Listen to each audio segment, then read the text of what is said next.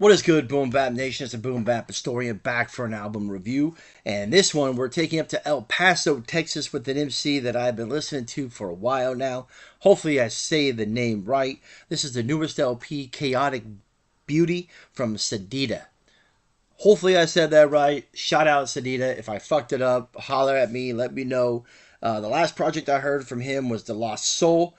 I'm going to put the Bandcamp link in because he has a plethora of albums that you need to check out.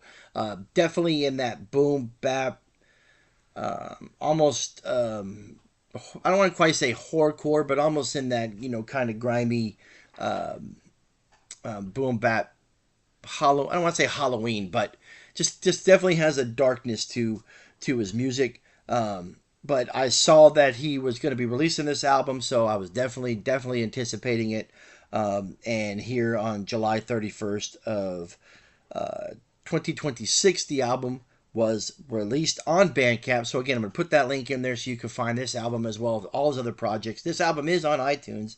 I did see it there. But yeah, this is just 10 tracks of just dope hip hop. Boom bap hip hop. So it starts off. Let me just double check real quick. Here we go.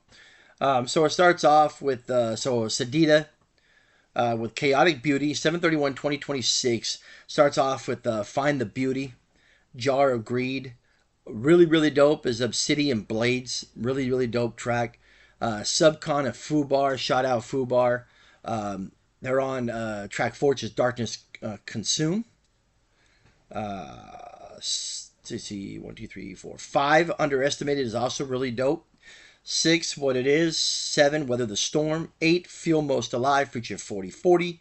9 is probably the most, I don't want to say emotional. I don't want to say heartfelt, but it definitely feels like the most personal track on the album, Still a Dreamer. And then track 10 is Border Town.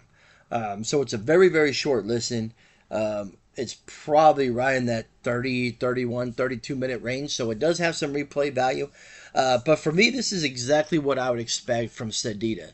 Just a dope, boom, bap, kind of laced in darkness album with some heartfelt tracks like Still a Dreamer. Just a really good album. I don't really have any negative complaints. I really don't. I mean, it's just a solid album.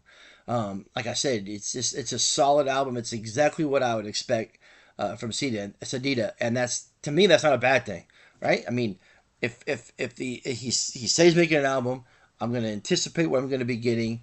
10, 11 tracks of just dope boom bap hip hop, and that's what I got.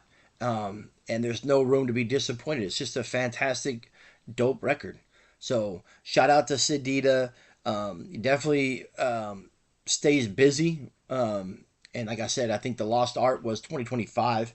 And then if you go back from there, and